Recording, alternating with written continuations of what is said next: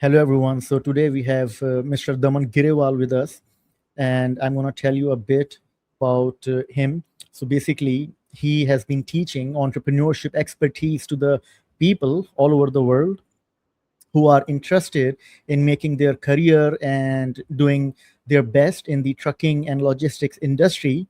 He has been working in the same industry since late 90s, and given the experience, I can see he must have helped many clients and students and professionals along that timeline. And if you are anywhere related to this industry, then Daman can definitely share some insights that are worth listening to. So Daman, welcome to this session, and please tell us something about yourself. Sure. Yeah. Thank you, Abdullah, for having me. And hello to all the audience watching. Glad to be here as well. Yeah. So I definitely have been involved in entrepreneurship from a very young age and got opportunities early in transportation and logistics. So that's where a lot of my background comes from. But we do educate across virtual many industries. So it's not just limited to trucking and transportation. The platform that we have that provides the free education globally is for anything related to sales and entrepreneurship, so business in general.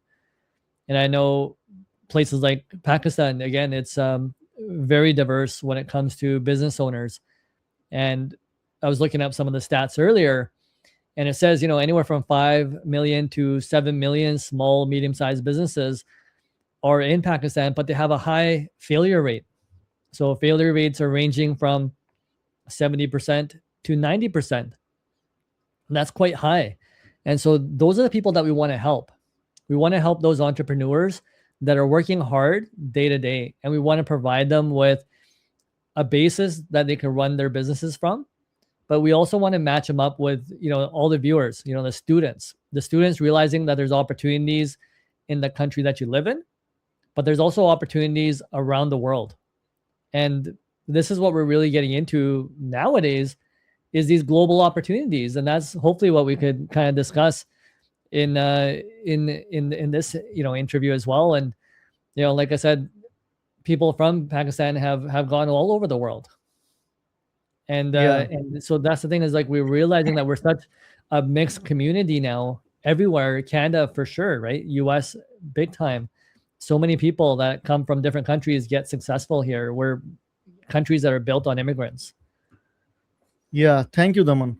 So yeah, basically this session, I wanna tell the listeners it's not just about one specific country, but the point is that no matter wherever you are from, you will be able to get some valuable knowledge or information or awareness, because the business and the global community, because nowadays borders is just you can easily trade, you can do things. So Daman can tell you, because he has been here for a long time. So I'm going to ask some questions, and let's start with the future. What do you think about the future of trucking and freight and logistics? Like, where do you think it is going? You are seeing what's going on. Mhm. You see, like the huge trade, e-commerce, and everything. What is the future? So future depends on population. So if the population continues to grow in the world, then we also know that logistics and supply chain is going to continue to grow. So something that we talk about in our industry is that if you bought it, a truck brought it, which means anything that you purchase usually from a store is usually brought to you by some sort of supply chain, or again, a truck is physically coming to that location to deliver the goods. So you could be able to sell them to, again, in retail. But we also see that like in larger supply chains. So supply chains recently have gone through a lot of readjustments. We saw this when COVID happened, and we're seeing this now again with the tariffs coming into place, where the USA has gone out globally and tariffed so many different countries. So again, when you have a big powerhouse like that is now diversifying the way that it's doing business, it forces everyone else to change globally, which means a lot of opportunities are there right now. When energy prices right now are getting higher, again, people look and say, okay, well, how do we diversify our supply chains to buy something maybe more locally sourced or from different areas where we could avoid, again, high energy prices. So supply chain and logistics, it's a growing industry. And when we see changes of like what's happening recently, it forces people to start looking at different avenues to do business, and it opens up doors for new opportunities and for new suppliers to come into the marketplace. Sure. I would like to ask you, which will help many customers who are looking into, importing something or sending something. So my question is, which definitely many customers would also be thinking about, is that Mhm. what is the role of, like, we know the role of the freight, logistics, and everything, but when it comes to like big volume, big trade, or anything sizable, which is for the Yeah. purpose of whether self or business, how deep does the consultancy or the freight logistics company, how deep do they go? Do they just say, okay, my job is this, I did this and I couldn't do this, and this is the way? Or do they say, okay, if you're a customer, they say, okay, if you cannot do it this way, then while there are two other companies, or you may run into some problems due to xyz reason. So is it like a customized help, or is it just like a simple software, like you click something and something happens, and if it's an error, then it's the customer's problem? So how does it work? There are like different Yeah. So levels or types of services. Yeah. Mhm. So we see multiple different platforms nowadays. Again, digital platform are being created nowadays where people don't want to talk to anybody. They just want to click and buy, and that's usually on a smaller volume scale. The larger that we go into higher ticket items, there's more consultancy that happens in those areas, because you're more, again, people want to know if they're investing millions into you. They want to have a consultation. They want to know that they're in good hands. And this is the difference between, again, agents that are good, but then there's agents that are great. The ones that are good Yeah. just typically just do their role and their job, but they're really not educated outside of what they actually do. But when you have people that are, again, more broad based, and again, the more information that you have, like with us in trucking and logistics, we get to see a wider range of supply chains. We're not only working with one company, we're working with multiple companies, and we get to see multiple supply chains and how they operate. And so a good consultant, and this is again when you get really good at doing sales, you become more of an advisor, you become more of a consultant, where you're able to give people an overview and say, hey, you know what, these are, if you're looking at, so this as a supplier, these are the challenges that you can possibly face, whether it's with the steamship lines, whether it's with customs and duties, whether it's with transit times, whether it's in reliability, right? So you look at different ways and say, okay, well, hey, for example, in Vancouver here, or in Canada, a lot of the containers that come from the Asian market come into, there's a couple ports on the West Coast here, but they come to the West Coast, Vancouver, LA, San Francisco, those type of areas. You can pick Seattle as well, Tacoma. But then anything that's coming over from Europe typically goes into Eastern Canada, so into our ports of Montreal, New Jersey, again, different places, right? If you're going South America, again, there's different ways to bring it up here as well. But then for us, it's about advising and saying, okay, well, let's take a look at where it's being sourced from. What's the best way to get it in here? Where are you going to have the most availability when it comes to equipment and supply? Then there's also warehousing costs that come into play. So again, the more you get into these port cities, San Francisco, super expensive. LA, fairly expensive. Vancouver, nowadays, warehousing space, extremely expensive. So can you bring it more inland? And so you can look at different options. So it's about helping the customer really realize, like, here's all the different options. We could rail it inland. That's going to save you some money. Here, let's take a look at where your customers are. Let's look at your distribution strategy. Let's see how that works.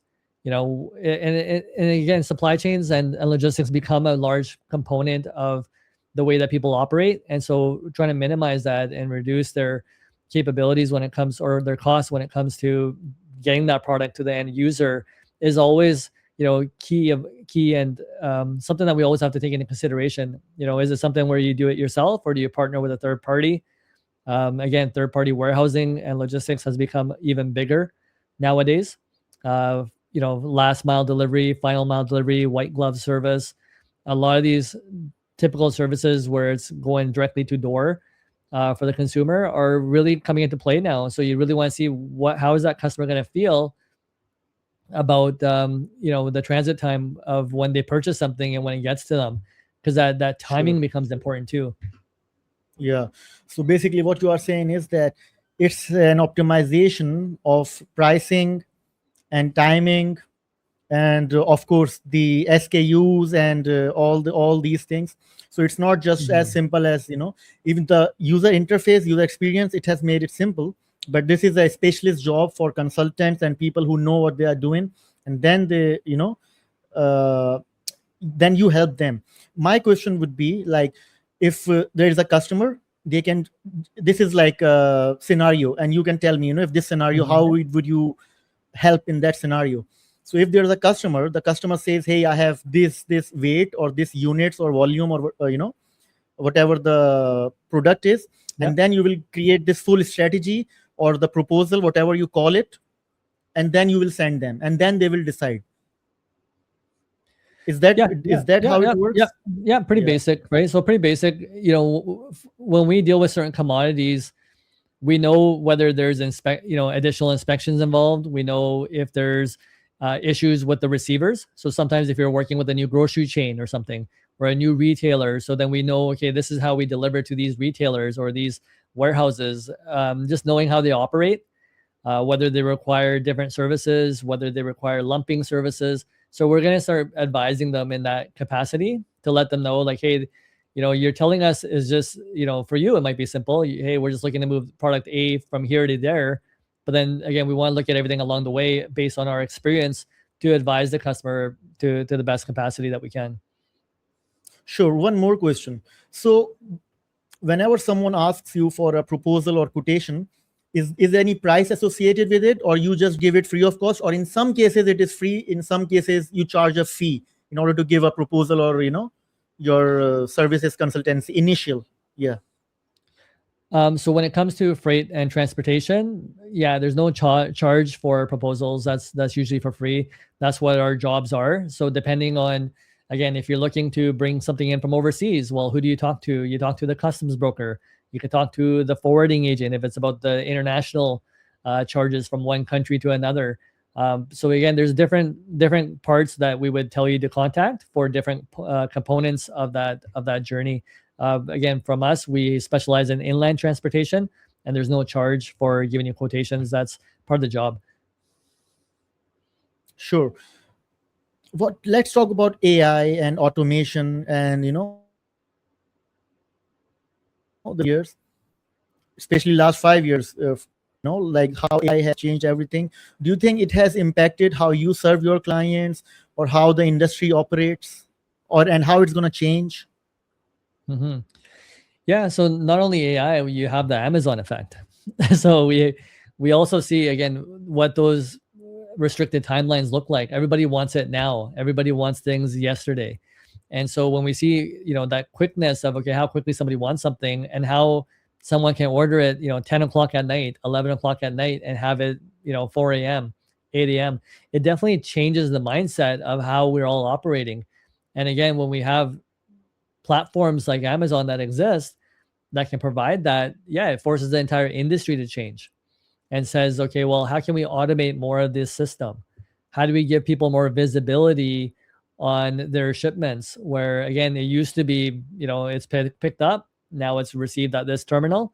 But nowadays, when there's things like Uber Eats over here in North America, and people can watch, the car or even Uber. I'm not sure if Uber's where you are, but you can literally watch the car moving on a map until it gets to your house or to the place where you're getting picked up from. So when people start seeing, automation showing this type of visibility and transparency, people want more of that. People want to see, okay, hey, if my product is coming from, Canada to Africa somewhere, they want to see that entire journey. Like, where is that ship now? Where is it going? Where is it today? Right. So, it becomes a fun way for people to see this. And so the expectation nowadays is, yeah, AI is pushing it in that direction. Automation. Yeah. How can I again book something without talking to somebody? How can I do it with a click of a button and make it again regular for myself? And again, time reduction, staff reduction. How do I just reduce all these layers that don't need to be there? Yeah. So Yeah, I see that happening more and more. We yeah. So also yeah, see, the digitization. Yeah, continue, yeah, continue. sorry, and then the second place we also see that is also on pricing transparency. So when you talk about, okay, rate being something that you have to ask for and you have to get proposals on, people like to see what those rates are going to be prior. Give me an estimate, right? Let me see what it could approximately cost me.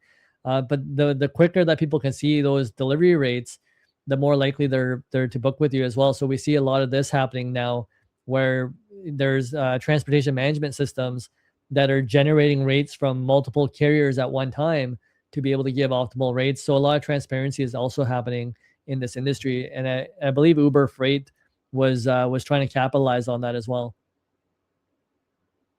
Yeah, so basically the digitization, it has happened all over the world, and like you gave example of Uber Eats, which is like B to B to C.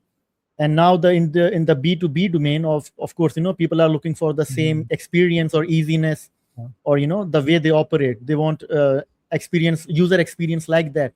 And yes, every continent, whether it is a consumer level app or a business level app, or the complete supply and demand, that transformation has definitely happened all over the world. But of course, some have adopted fully, some consumers, some have not. About the pricing transparency, I think this is something that is also super important, where customers are aware. And this is where AI and automation, this is definitely playing a significant role. Another thing I want to ask, and definitely a lot of listeners would be thinking about, is the opportunities. There are a lot of news items every now and then somewhere that saying that, oh, jobs, things, jobs gonna go, what's gonna happen. And this is always some sort of like, n- they do not portray a good situation what's coming out. So what are you gonna advise, or what is your view on this, like with the related to freight, logistics, and trucking? How do you see the future? You see the automation and all. What's your Yeah. comments? So my comment is it's a great time to look in the mirror and say, okay, am I a robot, or can I bring value to the marketplace? And this is where we're going to start seeing the difference. If you're acting robotically right now in the place that you're working, then you could probably be replaced. And so the other thing is looking and saying, okay, if I bring value to an organization, and this is kind of what we teach over at the logistics sales side, is value propositions. Now, again, you can start dictating your financial future. You're open to more opportunities because you've learned how to position yourself in a way where, again, AI can't take over what you do. And it's about becoming a resource to somebody. Resource, having knowledge, knowing how to apply knowledge, knowing how to apply AI. Again, developing skills that can't be easily replicated. So again, all these things are gonna, that human connection is always going to be needed in some component of a business. And just knowing that, okay, if I can build some of these soft skills, and most of these skills are just communication skills. Some of them are more technical, but basically, if we develop communication skills that, again, even to program AI, it's how well you prompt it, and understanding that, okay, well, my communication is actually really going to dictate how I end up in this world in the future, right? Like whether it's, I have a job, am I able to, again, figure this out? And we think communication is a big part of that. Definitely there's skills on the sidelines too, but um, again, I think if you know how to become valuable in the workplace, you're always going to have a job, and that's essentially it. It's again, robot versus value. Yeah, I think you put it very nicely, and you definitely gave a very correct understanding of how things operate, instead of just buying into every news or whatever that is coming out. Before I move on to the next question, I just want to mention one point, then we'll go to the Mhm. next question. It is that, instead of this, anyone who is listening, watching, instead of outsourcing every cognitive labor to whatever software, you have to think for yourself, and come up with genuine ideas and thoughts, because the other machine, most likely, all the time, they are replicating what they already know. Okay, so being a human being, you will always be ahead, or you would have better ideas if you just look deep enough and good enough. Yeah, So can I maybe expand on that as well? please, please, please. Yeah, so the another component that we really focus on is the mindset component. And why mindset? Because if you can't find jobs locally, you have to learn how to look outside. If it's not in your town, then look in your city. If it's not in your city, look in your state. If it's not in the state, look in the country. But then also be looking outside of your country as well for even more opportunities.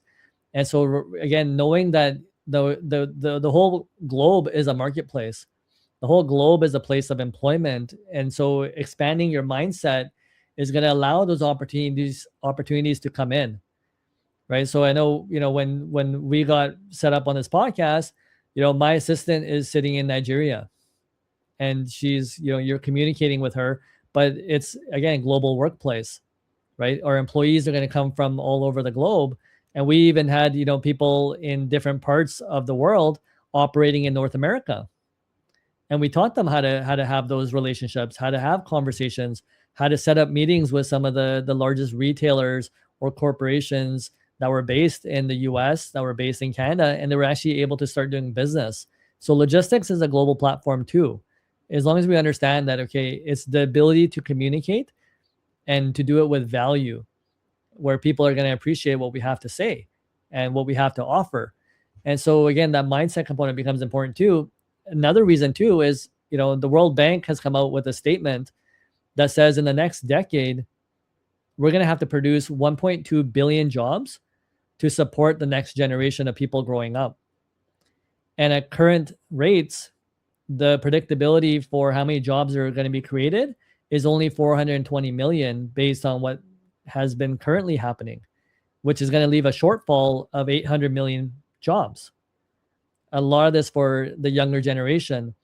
And so the younger generation has to learn, okay, how do we find jobs? Because a lot of this is going to happen in Asia, right? So again, and Africa is where they're predicting a lot of these shortfalls are going to happen. And what happens when there's shortfalls is that people will start to protest against their governments because the governments aren't providing jobs to them. And so this is a gap that we're trying to fill at Logistics Sales too. And so again, I'm just going to use kind of Pakistan as an example here. When you have, these failure rates of 70 to 90%, and in North America, it's usually, about 50% of companies fail within 5 years. But in some countries, like let's say Mexico is also around 70%, where you have failure rates. But there's a lot of people that are doing businesses that just need help to do their business. And so even in Pakistan, about 90% of the private sector employment is coming from these small to medium-sized businesses in the entire country. So how do we protect these businesses that are growing? Or how do we protect the people that are trying to, risk everything to start these businesses? And so that's the system that we want to create, is where we actually start helping each other and just realizing, from the entrepreneur side, okay, maybe the entrepreneur doesn't have, enough money to pay me. But okay, well, maybe if I create more business for him, I can get a portion of what is created for that business. So to create these win-win partnerships is what we're trying to teach people. But we're also trying to teach them that, hey, if it's an entrepreneur and he's struggling, you can't ask him for everything right at once. And so maybe you can help, 1, 2, 3, 4 people, but it's about service, right? So we call that like seva, it's the more that we serve, right? Yeah. The more that we're able to provide value to people, and then the more we can earn. But if we don't know how to serve, then what are we're just becoming beggars. We're taking from people.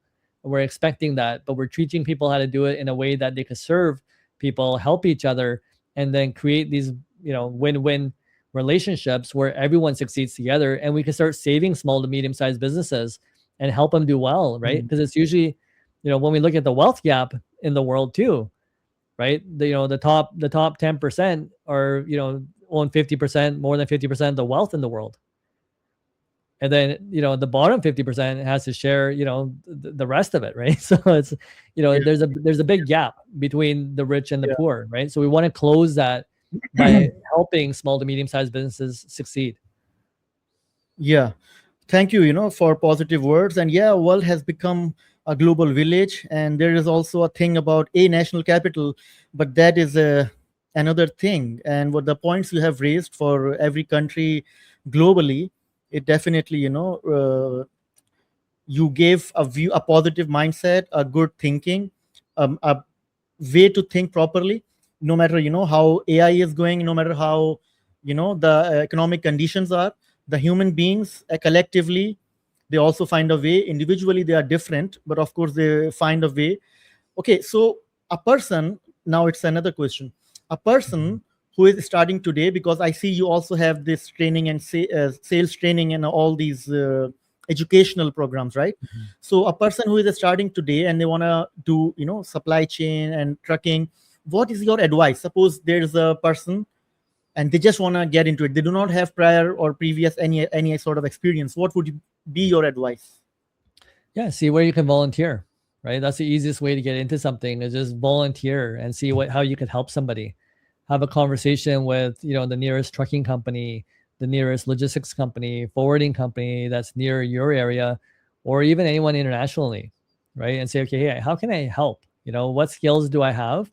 So this is what we try to get people to do is, let's do an internal inventory. Sometimes going to school, doing the education, what can I use from what I've learned? Maybe I've done different types of jobs. Maybe I did jobs in different companies. What did I learn about, the product that they have or the service that they have that I could, help to give someone else that experience as well? Help, right? So if we say, okay, how can we help somebody first? Then when we're in a helping mode, people are more likely to give us opportunities to say, oh, okay, hey, you know what, Damon's looking for a little bit of help, or Abdullah's looking to just get some experience. Maybe we could try to help him because he truly wants to serve people.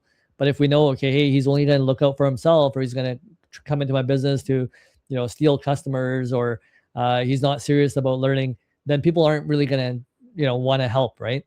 It's more they want to help when they know is genuine. And so one is we just teach Yeah, about that. It's like, okay, again, service, right? Service mindset. How can I help your business first? Right? What can I do? Can I do it for a couple hours? Can I do it on the weekend? And then otherwise it's about saying, okay, well, if I've got some education on it and if I've got some experience on it, then those opportunities are going to open up to you anyways. So whether you could do it through schooling, which you're going to have to pay for anyways, and to get the experience, or you can volunteer.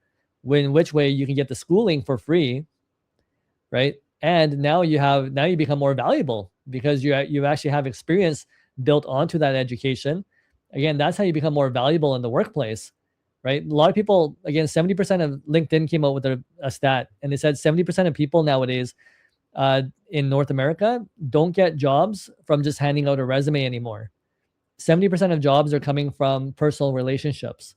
70% of those jobs are coming from doing internships, which is, going to go volunteer at some of these places to go work for them, right? And do these student internships that some companies have. But it's always through some sort of relation or referral, right? You know somebody that works at a company and he's able to get you in. But 70% of resumes are now just not even being looked at, and only 30% of people yeah, that are just doing the traditional handing out their yeah, CV resume are the ones actually getting hired in those situations. yeah, And AI is a part of that too, right? So many companies, like in government, especially, filter a lot of their resumes through AI. So if you don't know how to write that yeah, resume properly and write the experience in there as well as you can, yeah. then you're just going to get missed. Definitely. And whether it is John Doe or Abdullah or Daman or anyone from any part of the world, the values are like the crux. It is the main thing. But I have a question. For example, if someone is a designer, it's their creativity counts, right? Like they are very Yeah. creative, or they're if someone is a software engineer, they code very well. They have this logic and strategy and architecture. But when it comes to like the logistics, what do you think matter? Is it like spontaneity and volatility and how a person deals with it? Is it trust? I think it's like the must have with Mhm. everything. But what do you think? Like design have creative, software have logic. What do you think matters more for logistics, like a principle? The biggest thing I've seen is just customer service. How well can you handle customers, right? And then again, regardless of how mad that customer gets or whatever situation that they're in, and the rest is problem solving, right? So you have to have customer service along with problem solving to be the best logistician. And logistics is, again, it's that problem solving ability to get something from point A to point B, and requires this, for you to really understand what the client is truly asking for first. So that's part of customer service, Mm, is that listening component. Listen to what they have to say, interpret what they're saying, and again find the right solution for it. So again, Yeah, making sure that we are able to keep them along that journey, be able to articulate that. So communication is part of customer service too. And when you're able to articulate that journey to somebody and really let them understand how you're going to take care of them along that process, and maybe why you're charging the rates that you need to charge to provide the service, that gives the customer reassurance. Those customers are the ones that are going to ship with you. They're the ones that are going to keep going forward. And anyone that understands that, and again, a lot of times what that looked like in my journey, especially when I started my businesses, was working 24/7. It was the availability in the daytime, availability at nighttime, to make sure that we accommodated those customers, because the shipments were operating 24/7. It was the nature of the business. Either you had to have people in place, and sometimes I did, right? We had people that would take a night shift, people would do the day shift. But then there was times where, again, you're the person accountable to that relationship. And if you don't manage it properly, you're going to lose it. So that's what I look for in employees as well, is a person that really understands that, hey, you can get a call at any time. Are we going to be able to service the customer when it really counts? sure. what is you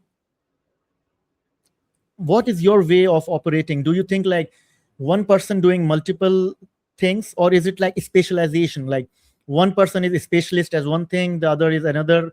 How do you operate, or what do you advise? Again, depending on the size of your operation, definitely as much as you can get it segmented is better, because you have people focused on more specialized roles. And typically what I've seen in organizations, that they'll cross these people into different situations as well, so one person can be mixed into a different situation as well. So again, lateral movement in an organization, just to know that one person can understand 2-3 different roles, but then they could be interchanged. If one person goes on vacation, someone has to be retrained, you have a new person coming in. So when you're an entrepreneur and you're just starting out, you can't really afford to have that many people. And so also understanding that when you're new, you're going to have to wear all these hats yourself to be able to handle multiple situations. And then in that situation, you could also contract to third parties. If you only need somebody for 1 hour, you need a consultation, you need someone to do accounting for you, you could have these managed by third parties at a fraction of the cost of hiring a full-time employee. And so there's multiple ways to run that business. And just knowing that, not everything has to fall on your shoulders. But again, the better operator that you can become in that business, then you can start, again, piecing it out to say, okay, am I generating enough revenue? If I am, yeah, definitely put those people in place, segregate it as much as possible. Because the more systems you have in place, the easier it is going to run that business, right? And the better customer service you can provide as well, when you have certain parts that are just taken care of, that no one has to think about anymore. Yeah, thank you, Daman. I think it's great that you went on to talk about the career, then the entrepreneurship, and then the specialization, and based on the context and everything. I think that's really good. I have this thinking that I believe that most of the volume of trade, it is originating from like few countries where the trade is a lot of movement. Is it correct, or do you see it is not the case? Because big manufacturer and big populations, they are most of the volume is going from there. Maybe Africa has more imports, and when it exports, it is different. Do you want to shed some light on this? I think it's just learning how to tap into the resources, learning how to diversify. So there's countries that have raw resources, and then there's countries that are buying those resources and producing something and manufacturing something out of it. And so when we realize that, hey, we're sending out and every country has some sort of raw materials, whether it's food products, whether it's minerals, energy, something rather. A lot of these countries do have these type of capabilities or capacities. And it's just more about the development of that. Are we developing it? Are we allowing more people from outside to come in and take our resources, and us not taking advantage of it? So, again, I think every place in the world has the ability to offer something. If it's not, again, the raw materials, is service based, right? Tech based. What are we looking at developing? And we see this with countries. Some countries, like Japan, did this years ago, where they said, hey, we're going to be one of the top automakers in the world. And they really went, invested heavy into something. And we realized that whenever we do that and we put our focus into one area, we succeed, Yeah. right? Even as you know, even in our families, when we focus on one part of, you know, fixing our family, whether it's saying I want to educate all my children, and we focus all on educating our children, right? It's you realize that those children do get educated if our focus is there.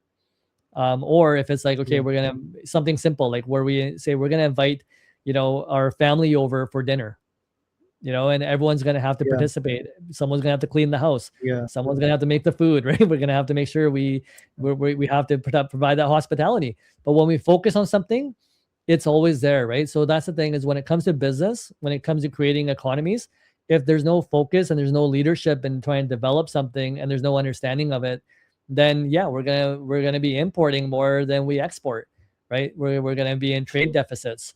And so learning, okay, what do we have as a company to, or as a country, you know, even as a, you could say it a company as well, but you know, as a company or a country, what do we have to offer and how do we maximize what we're able to do? And you know, I see this in some of the stories in Nigeria as well, Africa, where you know they're starting to create more products themselves. They're getting into manufacturing. Some of the people that have been able to produce, you know, plastic goods at a cheaper rate are now competing with international brands. And you know, again, they went through the heartaches of learning how to build quality products. And that's sometimes the thing is countries are able to do it, but they lack the expertise. So again, are we investing in expertise? Are we losing our expertise to other countries? Right. So you see that as well. A lot of people that get educated sometimes leave the country for better opportunities. But again, it's about the government saying, okay, how do we attract them back? Right. Or people just saying, okay, hey, you know what? Maybe I need to give back to my country too, and coming back and trying to develop that. But in order for a lot of these things to happen, it's about the whole system needs to work. You know, whether it's Yeah. infrastructure, financing, government regulations. So you know, the honesty when it comes to the way that we operate. You know, certain countries are ranked around the world, and they're ranked in accordance to how easy they are to work with. And so you have an international ranking system that says, okay, well, you know, if you want to be successful as a country, now you have to start saying, okay, how do I follow international regulations to open ourselves up for these opportunities? And you see that with the countries that are doing that are having more business coming into it. They're getting more investments into their countries. And so we see that there's certain formulas that can work to make that, you know, trade imbalance more balanced, and to actually create an economy where it can actually thrive, right? But it does require a lot of different levels to start working together to be able to create that. Yeah. Yeah. Let's talk about digitization a bit, because I believe in US and Canada, along with some other countries, they have more adaptation, or they are using digital infrastructure, or UI driven on their mobile phones and all. Do you think rest of the world, I know, even like no matter where the whatever country, South America, Africa, Asia and all, they all have digitized private sector, and to some extent government sectors. But do you think there's an imbalance in the digital adaptation? Yeah, definitely. Well, it's who's willing to invest more, right? So originally, Canada, USA, especially Silicon Valley, they were willing to invest, and they were willing to pay top dollars for their programmers.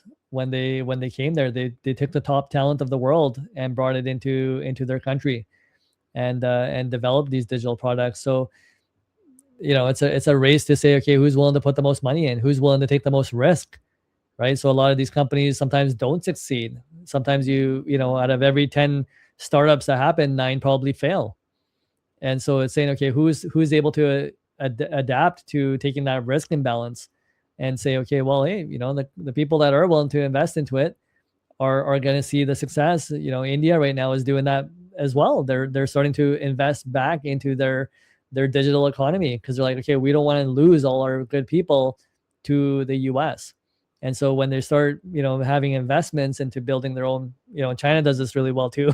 But when they start investing into their own operations, you'll see that success come back. So it's just like any business. If you have money to spend, right? And you do it properly, where you're investing in talent and you're creating the infrastructure for that talent. Now it's going to actually thrive in that environment. You are absolutely right on this. There is a money to spend, then they make something. But what if they say, no, I'm not going to use this, because then it runs into social, cultural, and other domains, which is like not commercial or private sector. Then it goes into the other decision making hierarchy and all these, because some people, they would use social media all day long, but they are still hesitant to use the UI UX. So then the technical part goes away, then the another part, just psychology or something, it goes in. I know you must have worked with hundreds of clients, or maybe more, thousands, all over the world. And despite having technology in their hand, despite having that, they have the solution, they don't use it. I'm not saying most people are like that. I like it, but some do. Is that correct, that there is some sort of hesitancy, sort of environment, or some people are like that? Is that correct, or is it a wrong So perception? hesitancy when it comes to adoption of technology happens when Yes, we're for when this, we for a specific, yeah, for this purpose. yeah, so hesitancy happens when we don't understand technology. So if we're always used to using our same phone and someone says, "Hey, I want to change your phone," right? A lot of people are gonna say, I don't know, right? I'm so used to this." And this is why a lot of businesses fail too, right? A lot of businesses, because they fail to adopt technology, go out of business, because what they were doing was more manual focused. And again, the technology that's coming in is to make the job easier, is to reduce the cost of production. And when we see it for even social media, yeah, so digital economy, it's a different way to advertise. If you weren't advertising on social media, you were losing, how many people, you were losing, like, again, how many sales, because you weren't willing to get onto a digital platform. And all the eyes and all the viewers started coming here because it was cheaper, right? So it's a lot cheaper way to advertise, and you can reach more audience. And then, when we look at it from entertainment purposes, this is the cheapest form of entertainment that we have, right? You don't have to Yeah, pay for YouTube. You don't have to pay for Instagram. You don't have to pay for Facebook, but then we can receive lots of free entertainment on this. It's cheaper than cable, right? Are you going to yeah, buy, yeah, are you going to spend money and buy from the cable company, or are you going to get entertainment for free? So we have to say, okay, well, if we're not adopting this technology, then what's going to happen? And the resistance is happening from the people that sometimes, just say, okay, well, we're seeing this nowadays with regulations, that this is addictive. So there's some mental health barriers that come into play, where, again, that's going to cause resistance to technology. There's that human component, where some people prefer a relationship with somebody where they could actually talk to somebody, physically shake their hand. So that's going to create resistance to adopting technology. But then what we realize is that technology is just a way of life nowadays. And again, it's up to everyone to decide. There's people that are for it, there's people that are against it. But I think some form or another, it's a part of our lives regardless. Even if it's a small part of technology, again, depending on the application. Like, who doesn't like having a wireless phone? Would you, if you have to run yeah, out, and you yeah, and your a family member needs to get a hold of you and says, okay, hey, if you're going to work, how do we get a hold of you? There's this happening in our family. Then you're gonna say, okay, today I will take my cell phone with me. Like, yeah, it's nice to have that technology. And so again, it's yeah. utilization is the other side of it.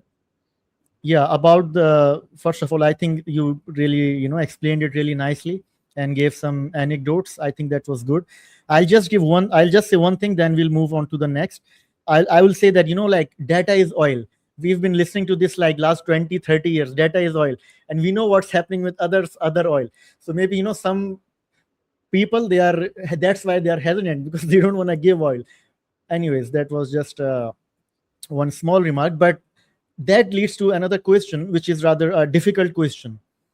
You would know about like this super app concept, like one window operation. There is like one application, they have different interface on mobile, on tablet, on phone, and everything is going through that.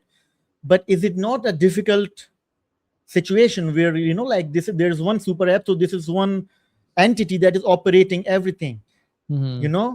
so it is good and bad in both ways. What do you think about this? is just what your comfort level is. How much access do you want to give it? So ChatGPT has this where they have the agent model right now, and the agent is able to get into different apps and do all the research for you, or to work with the different sheets that you may have, but it's able to do it all in one. I think Claude also has that with all the Google apps. It has access to, again, scraping the internet, opening up browsers, collecting personal information that you give it access to. But we don't know what the data privacy policies are behind this. The information that we're putting into these applications, how is that protected? So I think a lot of it's going to do with our level of comfort to say, okay, do we want to put anything personal on there? I know some people that just stay away from putting any personal information onto any of these platforms, and then there's certain people that just put everything on there, including their medical records, banking financials, right? So there's people that are comfortable with that aspect, and there's people that aren't. So it's gonna really, time is gonna tell in that situation whether some of these super apps are gonna be successful. I'm sure there are, because again, 8 billion people in the world. What people don't know isn't going to hurt them a lot of times. Again, how much data is being collected on our phones right now? So whether it's phones, whether it's cars, whether it's any electronic device that we operate, it's hard to really say. Yeah. Yeah. Yeah, I think you did a very good. I think you gave a very reasonable answer to this. This is not an easy question, and it's not easy to answer it. But there are a lot of nitty gritty stuff, and it is interconnected with lots of things. But I think you explained it really well. So let's talk about micro volume. If I am your customer, or customer of company like in your domain, does it matter? Because some customers I have seen myself, they feel, do I really need to contact this company? I'm just like a hypothetical situation. It could be any logistics company. There's like some big companies which deal on consumer level, and then there are good companies. But people don't know. They just see TV commercials and they know those logistics companies. What are you gonna say to that? When it comes to using a transportation or logistics company, again, it's just like any vendor selection process. You want to make sure you align yourself with the right vendors. There's usually sometimes RFQ is what we call that, request for quotation, or RFPs, request for proposals, that go out to the marketplace to help us find out who the right partners for us may be. And again, if you're limiting yourself in that search, then yeah, you may be limited to the options that you have.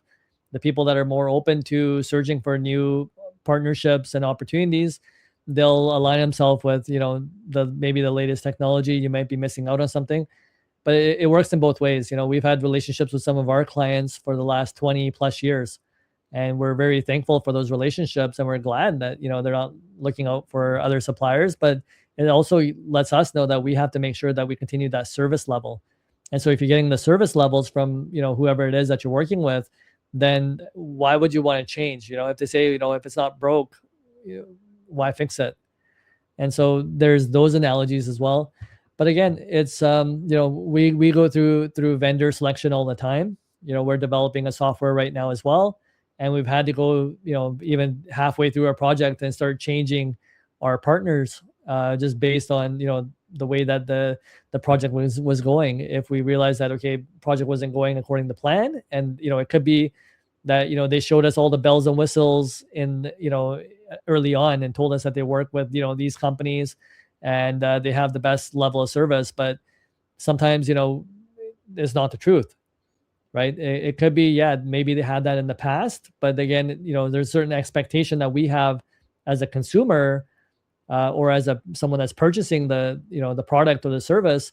We have expectations too. If the vendor isn't able to meet those expectations, then you have to look elsewhere to go find them. Yep. Okay. So you, like your company, and in general, is there any minimum purchase or minimum contract value or volume or anything like this, like for entrance, or is Yeah. So what I try to teach, and what I teach my staff as well when it comes to our transportation companies, is that we need to treat everybody the same. So again, just for me, it's more of my spiritual values that teach about equality and say, hey, you know what? Everyone starts somewhere, and we don't know that where that person is, where he is today, how big he's going to be tomorrow. And so if we stop respecting that individual or that customer, again, a lot of people will do this. They'll be like, hey, this volume size is much bigger, so this one doesn't really matter. But for me, it's everyone matters, right? That's all the way. That's how I've always done business. It doesn't matter if you have one shipment today and you have 100 tomorrow. I want to make sure that the same level of service I give, my client that gives me large volume, the same service I give you. Otherwise, I'll happily decline to do the service, so that you can get the best partner for yourself. But I'll be honest in that conversation to say, okay, if I'm servicing you, then I'm going to service you 100%. There's no, I'm going to service you 90% or 80%.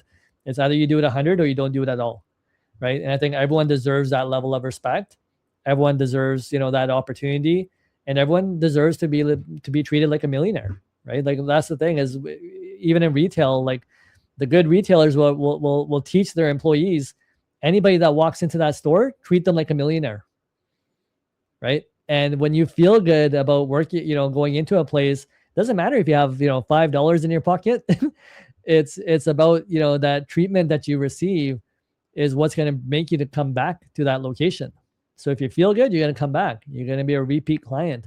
And if you lose track of that, you lose track of, who those people really are. And if those people aren't there, you have no business. Again, that's just a recipe for disaster if you don't take care of it. But if you do, you're golden. And everyone starts again from one client. And if you always remember that starting point of where you started, it only starts with that one person first. That's a good message and a very positive mindset. And yeah, definitely a very good way of, how to deal. And that's the, only way to deal. I don't think there is any other way.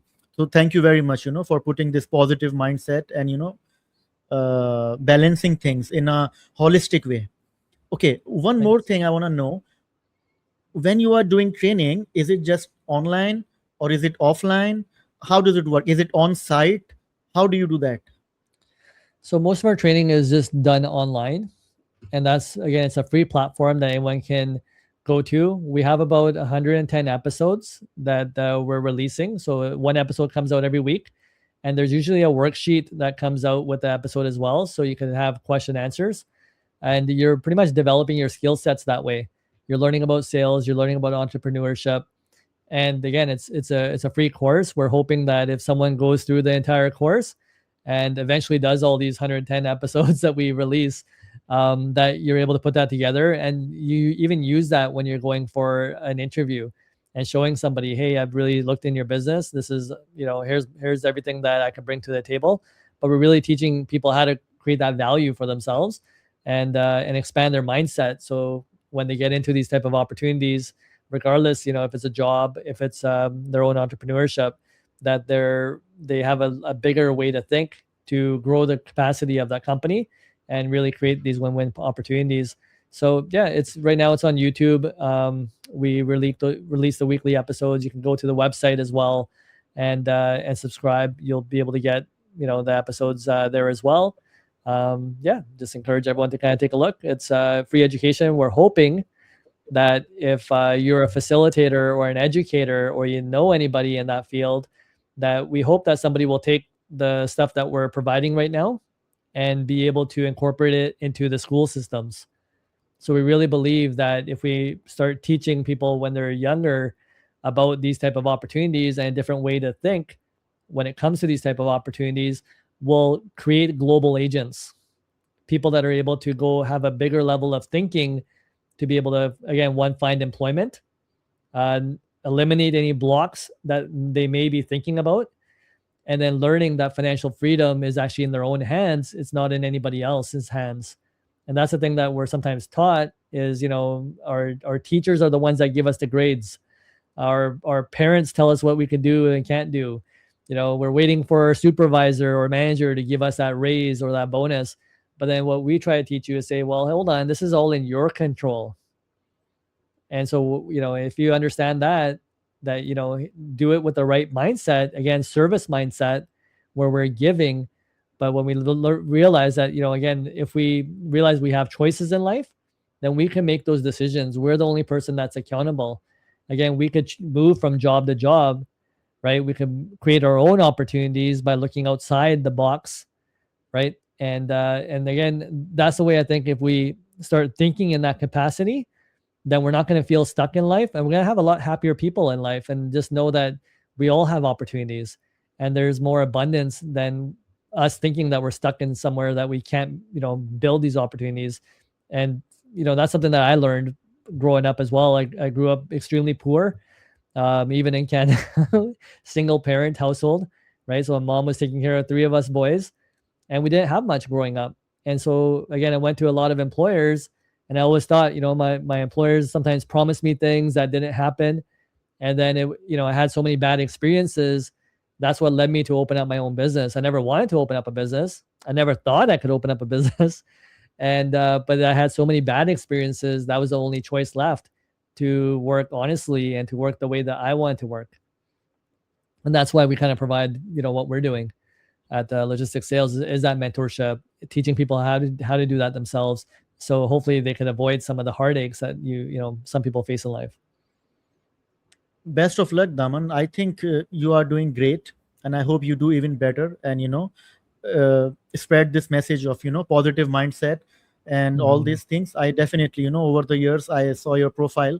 It is like a great achievement, and you are a good example for everyone who is watching you, listening to you.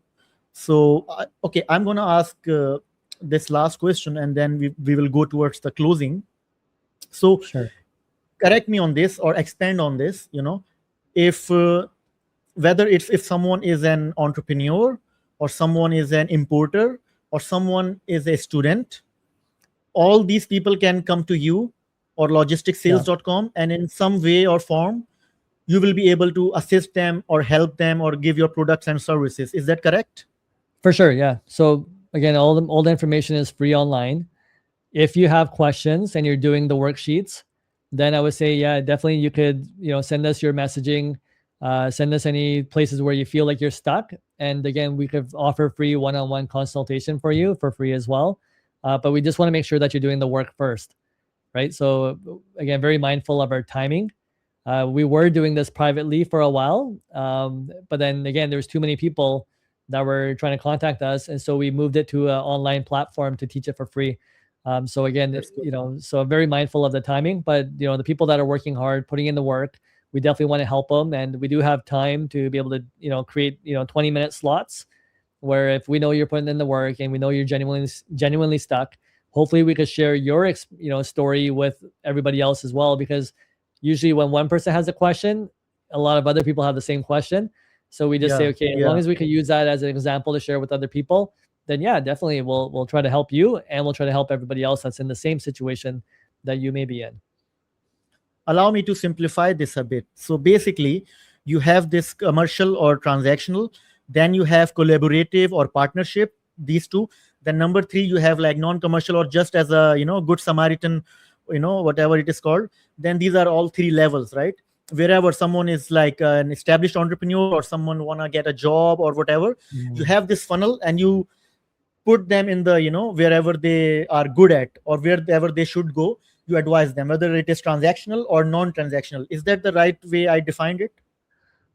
Yeah, so we're willing to help anybody. So ideally, you can only help people where you've actually done the work yourself, right? So with us too, there's certain level that we could take people to. So again, my businesses right now generate about 40 to 50 million dollars a year in business. And so again, I can take somebody to that level, maybe a little bit higher, right? But if you're looking to become, the next billionaire, maybe my mindset isn't there yet, right? But I can definitely help you get to that $1 million mark, right? Or the multi-million dollar marks. But I've also, started from the bottom. So knowing from the student to, again, a lot of these different stages that we kind of go through, whether student, employer, running one business, multi businesses, investments. But yeah, regardless of what field it is, we'll try to help you with those next steps. And yeah, just again, all people from anywhere around the world, regardless of where you are in that journey, we'll try our best to try to help you or even connect you with the right people. Sure. Thank you, Daman Grewal, for speaking today. All right. Thank you so much, Abdullah. Appreciate you taking the time out today as well to have me on your show.